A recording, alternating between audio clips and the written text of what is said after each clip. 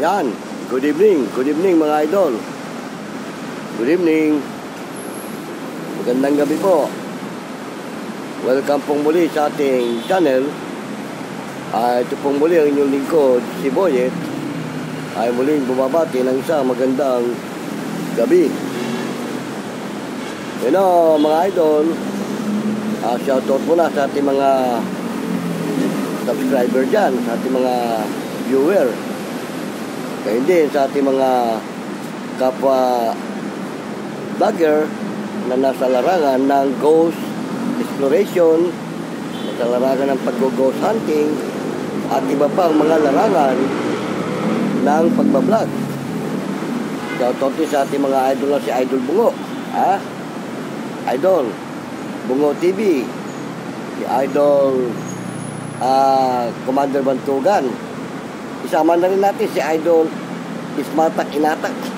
At yung iba pa natin mga idol dyan ng mga ghost hunter tulad ni Master Gala.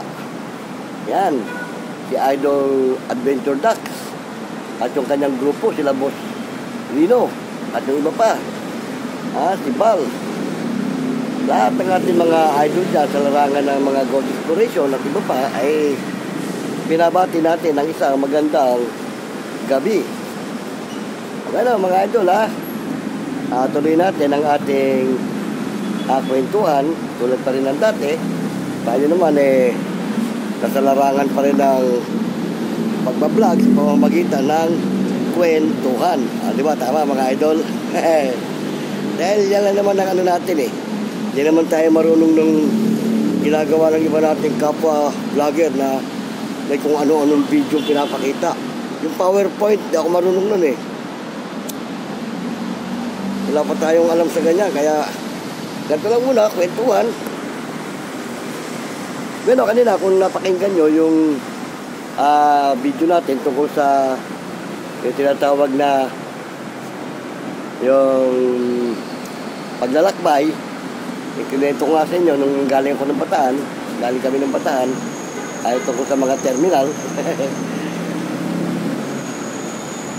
Ngayon, balik tayo sa kwentuhang kababalaghan at sa ating mga idol na may mga taglay o may mga agimat o yung tinatawag na anting-anting. Alam niyo mga idol, meron akong napanood, isa sa ating mga kapwa idol din na nagbablog, parang ikinover niya o ibinlog niya yung sistema ng kay Idol Commander Bantugan at saka yung kay Idol Ismatak Imatak. O napanood ko yun, meron nung yatang isang tao na bumili kay Idol Ismatak ng kanyang sing-sing. Sing-sing na may tinatawag na kidlat. Ngayon, pinatesting doon kay Idol Bantugan. Nawasak. Bumigay. Alam nyo kasi mga idol, sa totoo lang, si Idol Commander Bantugan, matindi ang taglay niyan. May may yung tinatawag na panudla. Kami na matindi ng ating idol, meron talaga siya niyan. Dahil kung wala siya niyan, yung mga matitinding gamit na pinapatesting sa kanya, hindi bibigay yun. Pero kahit anong tindi ng gamit mo, pag ang titira niyan, may matinding panudla, sabog yan. Wasak yan, totoo yan mga idol. Kaya, si Commander Bantugan naman, yung idol natin naman yan, mabait naman tao yan, napakabait yan, at matulungin nga yan manggagamot din yan. Ganon, si idol natin Ismatak Imatak, mabait din naman yon, manggagamot din yon. Kaya nga, ako parang nalulungkot sa sistema ng pangyayari na parang nagkakaroon yata sila ng hindi pagkakaunawaan. Sa larangan ng spiritual. Nakakalungkot lang isipin, pero sana naman magkaayos sila at kung magharap-harap sila ng personal, magkausap sila, makasakaling magkaunawaan sila.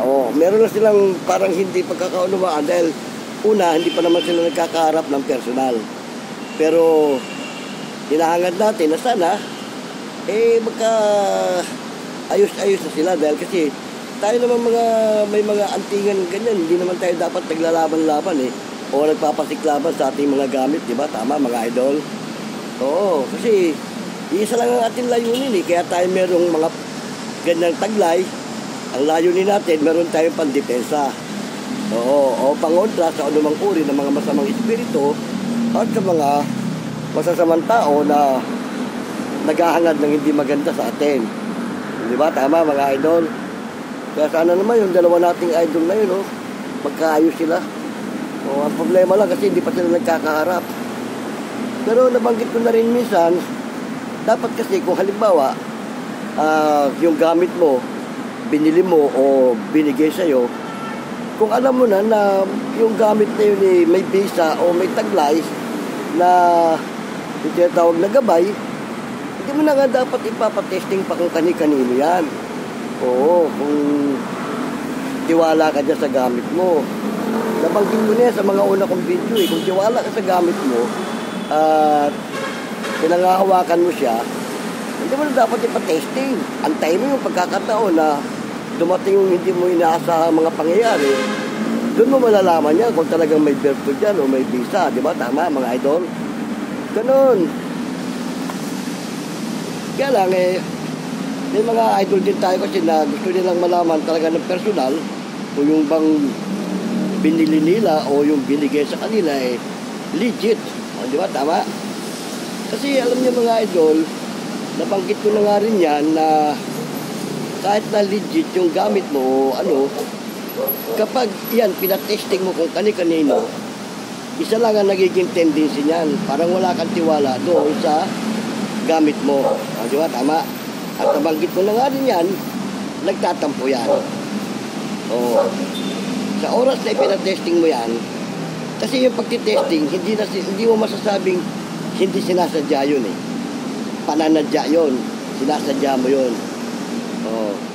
Kaya nga, pagdating ng ganung mga pangyayari, pagka yung gamit mo lalo't bago pa sa'yo, hindi mo pa siya nasusubukan ng gusto, ipapatesting mo na siya. Siyempre, sabi nga nung bayaw ko, yung daw gamit, parang tayo yan, tao, nagtatampo. Halimbawa, tulad mo, may amo ka. Diba? Tiwala ka doon sa amo mo. Ay, yung amo mo naman pala, walang tiwala sa'yo. Pinagkatiwala ka sa iba. Ganun. Pagtatampo ka rin, di ba? Kumbaga, magdaramdam ka. Ganun din yan. Once na nagdamdam yan, ayun, lumayas yung niya, gabay. Ano mangyayari doon sa di mo, wala. Wasak yun. Ganon. Pero kung nabili mo man yan o binigay sa'yo at sinabi na sa'yo, ganun ang virtue niyan, ganun ang niyan, panghawakan mo na yun. Antayin mo yung pagkakataon na sa hindi inaasahang pangyayari. Doon mo malalaman yan kung talagang may sasalba ka niyan. Diba? Tama mga idol? Lambes ko nang binabanggit niya sa aking mga video. Kaya nga, nakakalungkot lang sa pangyayaring ganun. Siyempre, na-epektuhan yung idol natin si Isnata Kimata dahil kung sa kanya galing yun, tapos nawasak ng ganun, parang hindi mo rin maalis na parang napahiya din. Di ba? Dahil inaasahan niya na ganun, tapos nawasak lang pala. Pero sabi naman ng idol natin si Isnata Kimata, hindi naman siya nagagalit. Gusto rin niya yung nangyari na na-testing.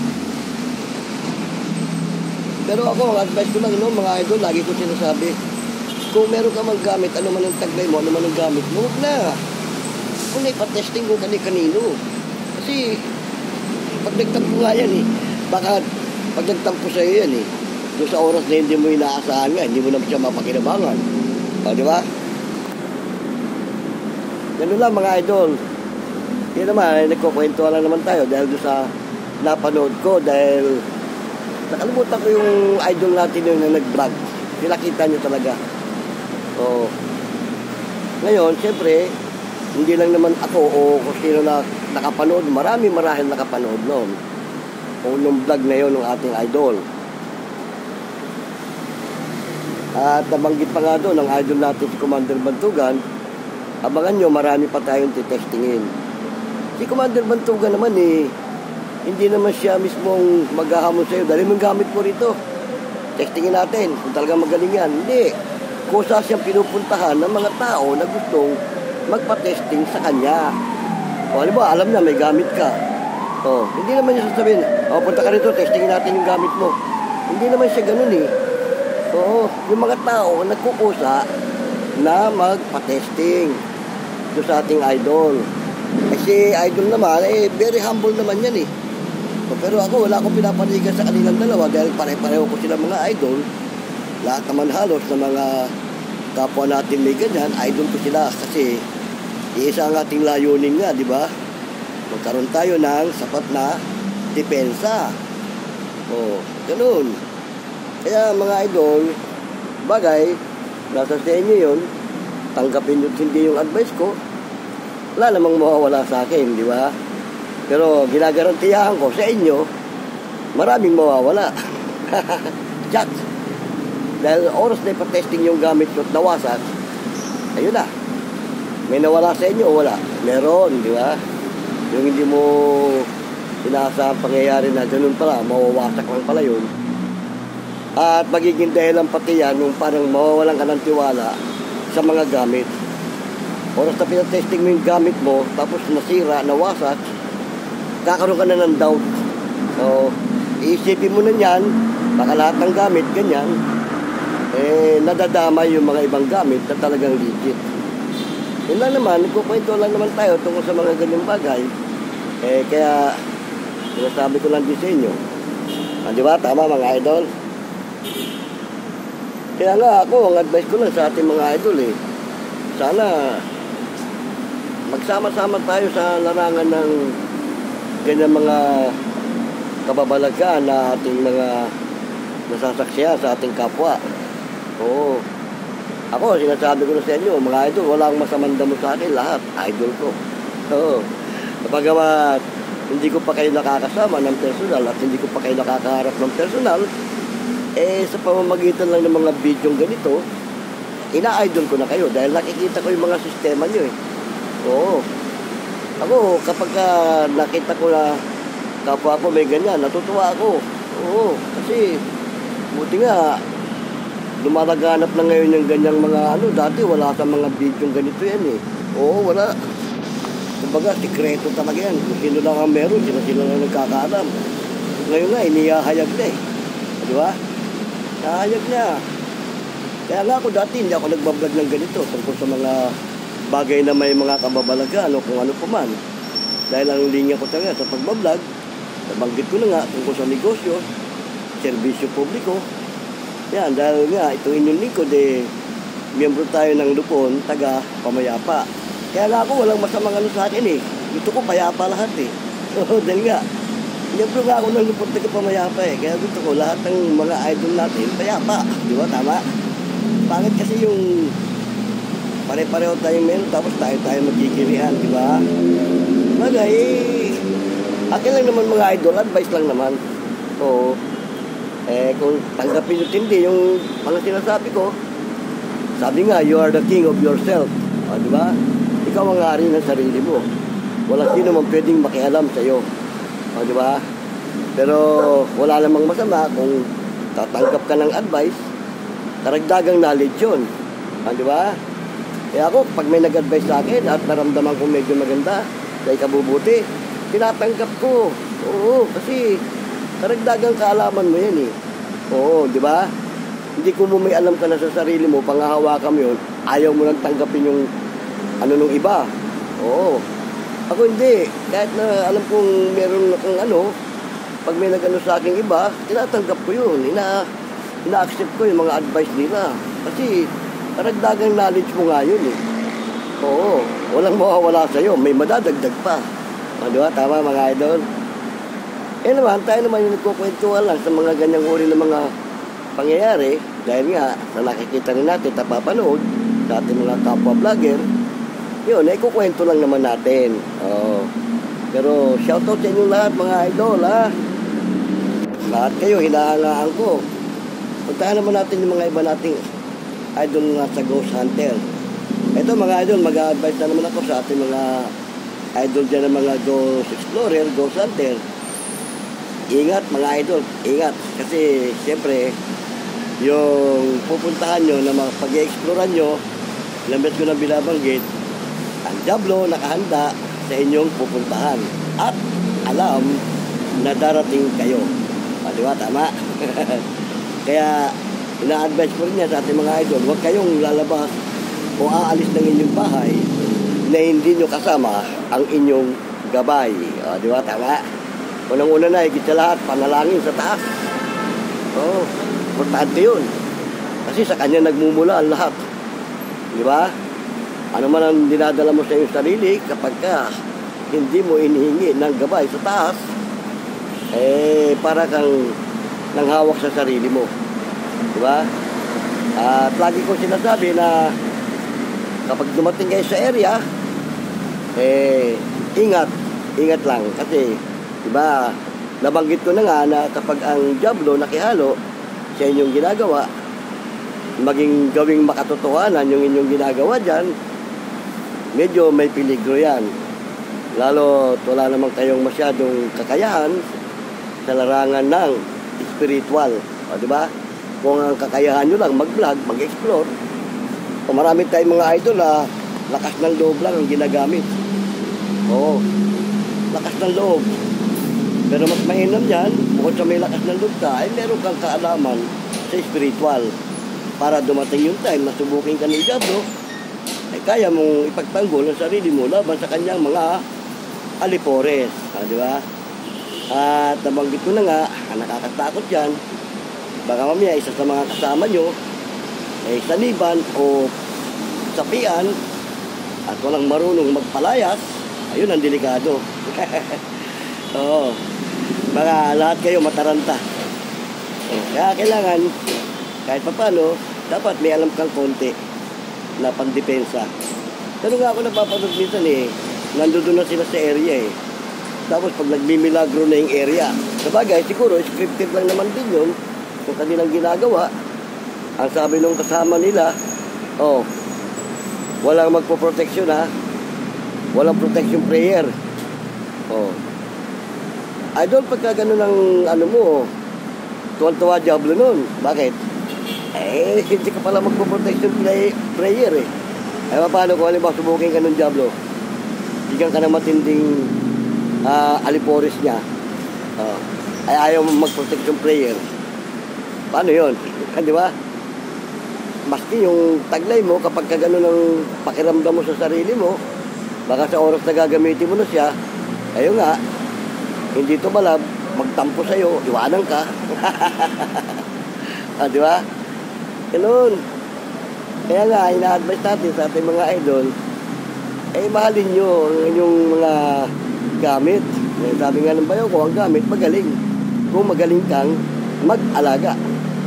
Pero kung pabaya ka at burara, higit sa lahat, abusado, iwanan ka yan. Baka magtampo sa'yo, iwanan ka. Kasi nga sabi nga niya, parang tayo rin yan Meron kang amo. Abusado yung amo mo. Ano mong gagawin mo? Visit ka, di ba? Lalayasan mo yan. Ganon din yan mga idol. Pag abusado ka, lagi mo siyang ginagamit sa hindi maganda. Lalayasan ka niya. Lagi mo siyang isinusubo sa ganung mga pangyayari. Kagaya nung mga testing na yan. Sinusubo mo siya sa ganyan. Di ba? Kaya mo magtampo. Umalis siya doon sa middle doon na pinatitesting mo, kung ano man yung gamit na pinatitesting mo, umalis siya doon. Iniwan niya pa samantala yun. Ano mangyayari doon? Wasak yun. Di ba? Tama? Hindi mo na magagamit ang tuluyan yun. Hindi na siya babalik doon hindi na. Kaya lang, nga, dapat, ingatan mo.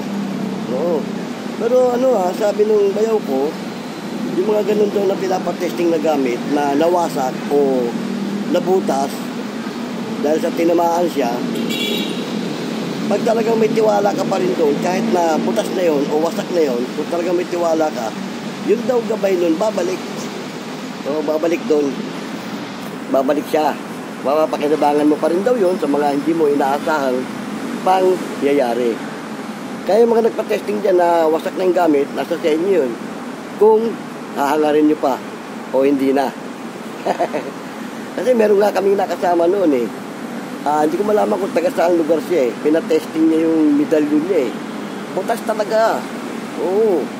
Sabi nga niya doon sa bayo ko. Eto, akala ko malakas ang ano ito. Wala oh, butas oh.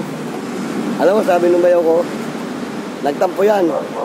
O, may karga yan, may taglay yan, pero ginamit mo siya sa hindi maganda eh. O, nawalan ka ng tiwala sa kanya eh. Iniwan niya yan, bumitaw siya dyan.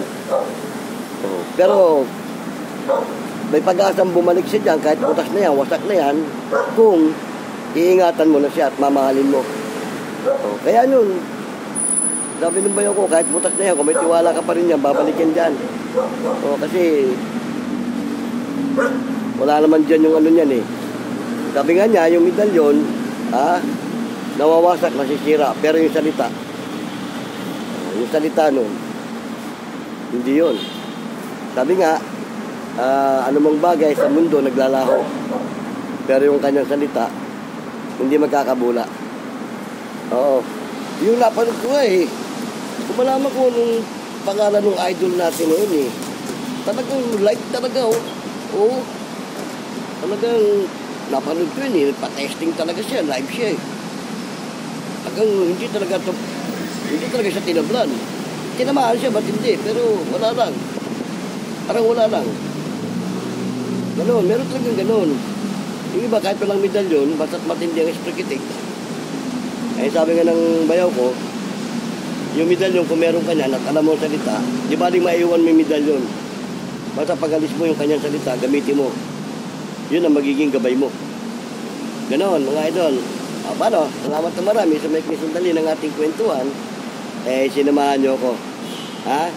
Kung may mga comment kayo, lagay nyo lang dyan sa comment section para matalakay natin. At kung may mga katanungan kayo, okay na, ito pong muli inyong lingkod, si Boyet, Vlogs TV, ay pansamantalang nagpapaalam.